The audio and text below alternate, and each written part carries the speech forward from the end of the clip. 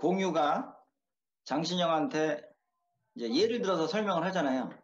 예, 근데 거기 내용 중에 보면은 이제 500원 받았다는 얘기가 나온단 말이에요. 네, 예. 그 얘기가 과거에 있었던 스토리를 하나 끌고 온 거예요. 어, 예. 말하고 싶은 내용이 분명히 있는데 그걸 직접적으로 전달하는 게 아니라 옛날에 내가 이런 일이 있었어. 근데 이거는 무슨 뜻인 거야? 라고 듣는 사람한테 전달하는 거죠. 그러니까 나의 논리를 정당화시키기 위해서 예전에 있었던 어떤 스토리를 끌고 오는 거예요. 예, 네네네네. 이게 아주 좋은 방법이라는 거지. 그러니까 뭐 드라마를 쓸 네네네. 때라든지 아니면 뭐 이렇게 글을 쓸 때라든지 그래서 인용이라는 게 중요하잖아요. 인용.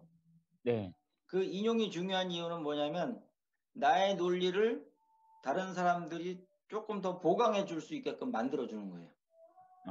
예, 그래서 인용이 중요한 거고 여기서는 지금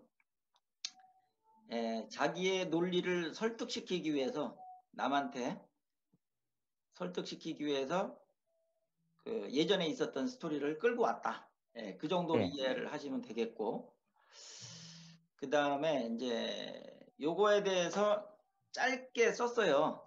이거 한번 네네네. 읽어드릴게요.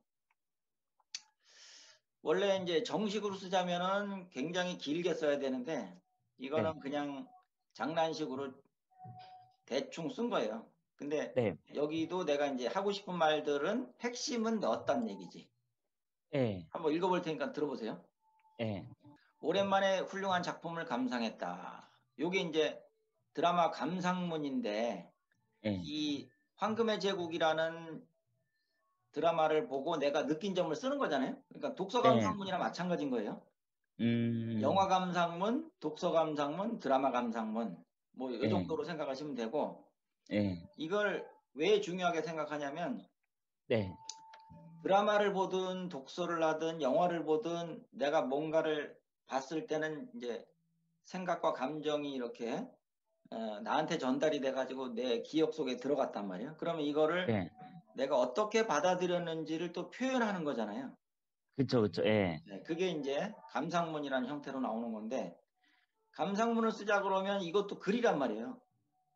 맞아요, 그죠? 예, 그러니까 이게 뭐 문학적이든 아니든 간에 어쨌든 글이기 때문에 글이 갖춰야 되는 요소는 갖고 있어야 된다. 예. 그리고 뭐 보통은 이렇게 얘기하죠. 서론, 본론, 결론 해가지고 뭐 이제 순서대로 쭉 나가는데 앞에 두 갈씩으로 쓰면 조금 더 두 갈씩으로 쓰면 아무래도 더 전달이 확실하게 된다. 뭐 이런 말들을 많이 하는데 예, 글을 쓸 때 가장 어려워하는 게 이 첫 문장이란 말이에요. 첫 문장. 예, 예, 예, 그죠? 예, 그러니까 맞아요. 도입부가 시작이 안 되니까 어떻게 시작을 해야 될지 모르겠고 시작을 해도 그 다음에 어떻게 전개를 해야 될지 잘 모른다. 이런 말을 많이 한단 말이에요. 네, 그래서 이 전체 드라마를 보고 나서 이제 간단하게 총평을 하자면 이렇게 시작하는 게 좋겠다. 그런 거죠. 이거는 이제 그 드라마를 본 나의 입장을 설명하는 거예요, 지금. 오랜만에 훌륭한 네네네. 작품을 감상했다. 그 다음에 이제 경과를 설명하는 거죠. 지난 일요일 이런 일이 있었다. 집에서 우연히 케이블 TV 채널을 검색하다가 황금의 제국이라는 드라마를 보게 되었다. 여기까지는 이제 상황 설명이에요. 예, 네, 내가 작품을 감상했는데 그거는 이런 식이다. 이런 예, 경과를 거쳤다. 그 다음에 예, 현재 월요일과 화요일에 방영 중인데 지난 방송을 케이블로 본 것이다. 한 편을 보고 나니 그 다음 편이 궁금해졌다. 그리고 또 다음 편이 궁금해지고 아이고. 결국 지난 방송을 거의 다 보고 새벽에 잠이 들었다. 이런 경우가 처음이라 나 역시 놀랐다. 그렇게 하고 그 다음에 조금 더 안으로 들어가는 거예요. 여기서부터는 이제 그 드라마의 내용도 약간 소개해 줄 필요가 있겠죠. 독자들한테. 예, 기업 이야기를 소재로 이어지는 내용이라 더 끌린 점도 물론 있었겠지만 그 드라마가 가지는 매력은 여러 가지였다. 뭐 이건 내 개인적인 이야기라서 내가 사업을 하는 사람이니까 아무래도 기업 얘기가 나오면 조금 더 관심이 가잖아요. 그 얘기를 쓴 거고. 아, 예, 그 다음에 요 다음 문장이 요게 조금 중요하다고 생각이 돼요. 네, 자, 스토리텔링의 전형적인 기법, 빠른 전개, 팽팽한 긴장감, 군더더기 없는 구성, 적절한 비유, 배우들의 명연기가 일품이었다. 지금 이 한 문장을 보면 이게 어떤 식으로 구성이 되어 있냐면 이거는 뭐 정식 문장의 형식을 따른 건 아니죠. 약간 편법을 쓴 거지. 그러니까 정식 FM대로 문장을 쓴다면 이렇게 해야 되잖아요. 주어가 나오고 서술어가 나오고 뭐 목적어나 보어가 나오고 이런 식이 돼야지 정확한 표현이 되는 건데 그거를 벗어난 거예요. 그러니까 앞에 보면 그냥 이렇게 쉼표로만 계속 연결했잖아요. 네, 그러니까 열거법이지.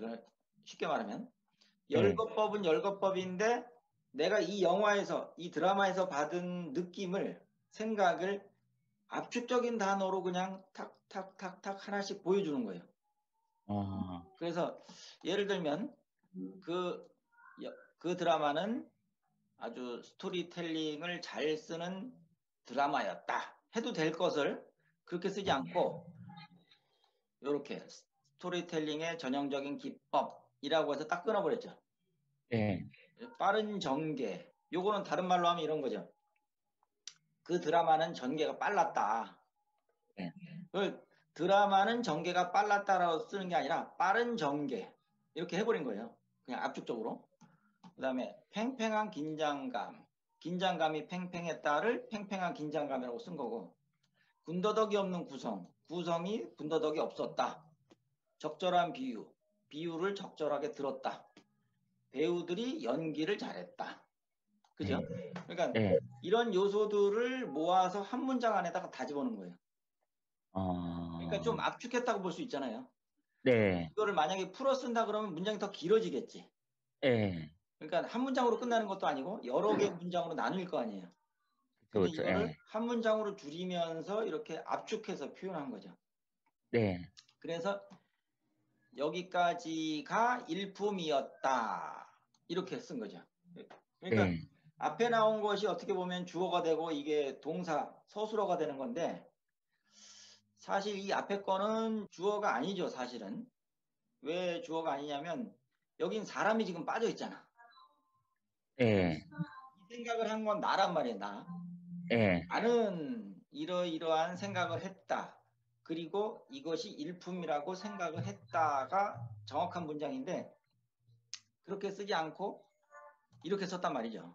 그러니까 이런 네, 것도 틀렸다고 볼 수는 없고 약간 문장을 변형시켜서 이렇게 자유롭게 상상력을 좀 어, 썼다 이렇게 생각하시면 돼요. 이걸 네네네네. 틀린 문장이라고 말할 수는 없잖아요. 그쵸, 예, 그죠? 이렇게 예, 써도 의사전달하는 데는 전혀 문장이 없단 말이에요. 문제가 없단 말이에요. 네, 그죠? 네, 이 드라마에서 보여주는 스토리텔링은 매우 탁월하다. 말하고자 하는 내용을 직접 전달하는 방식이 아니라 또 다른 스토리를 끌어옴으로써 화자의 의도를 청자가 이해하도록 하는 스토리텔링의 전형을 보여주고 있기 때문이다. 이렇게 썼고 그 다음에 이제 뭐 결론 부분이라고 볼 수 있는데 이게 지금 파워포인트 화면으로 3페이지밖에 안 되잖아요. 네, 이거를 글로 네, 써놓으면 A4 용지에 반 장 정도 찰래나? 한 장도 채 안 찰 거란 말이에요. 그러니까 굉장히 짧은 문장인데도 압축적으로 쓰면 뭐 그런 대로 아 이것도 하나의 글이구나 라고 생각할 수 있는 거예요. 이제 결론 부분을 보면 오래전 KBS에서 방영했던 태조왕건을 즐겨보았던 것을 끝으로 드라마에 그다지 흥미를 갖지 못했던 나로서는 아주 오랜만에 마음에 드는 작품을 다시 만났다는 기쁨에 설렌다. 태조왕건 드라마를 썼던 이환경 작가를 좋아했었는데 이번엔 황금의 제국을 쓴 박경수 작가가 좋아지기 시작했다. 다음 편이 기대된다. 이렇게 해서 딱 글을 마친 거예요. 근데 이게 왜 좋으냐면 이게 장점이 있어요. 네, 독서 감상문 같은 경우에는 굉장히 힘이 들어. 왜냐하면 책을 한 권 다 읽어야 되고 예, 일단 시간이 많이 걸리고 내가 에너지를 많이 투입해야 된다는 거지. 예. 뭐 독서 감상문이면 더 좋아요. 근데 그게 좀 불편하면 영화 감상문을 쓰는 게 더 낫죠. 왜냐하면 영화는 1시간 반, 2시간이면 끝나잖아요. 네. 그럼 그동안에 그냥 몰입해서 딱 보고 그 내용을 보면서 내가 생각하고 느꼈던 거를 글로 표현해 보면 되는 거예요. 그러니까 이게 그렇게 어려운 건 아니란 말이에요. 왜냐하면 네. 예를 들어서 내가 아주 재밌게 봤던 영화가 있다. 예를 네. 들어서 아바타. 옛날에 네. 있었던 아바타 영화를 딱 봤는데 야 그걸 보니까 정말 입이 다물어지지가 않더라. 네. 또 과학기술도 뛰어나다는 걸 알 수 있었고 뭐 재미도 있고 이런 영화를 어떻게 만들었을까 궁금해지기도 하고 뭐 그런 생각들이 쫙 스친단 말이에요. 그 영화를 네. 보면서.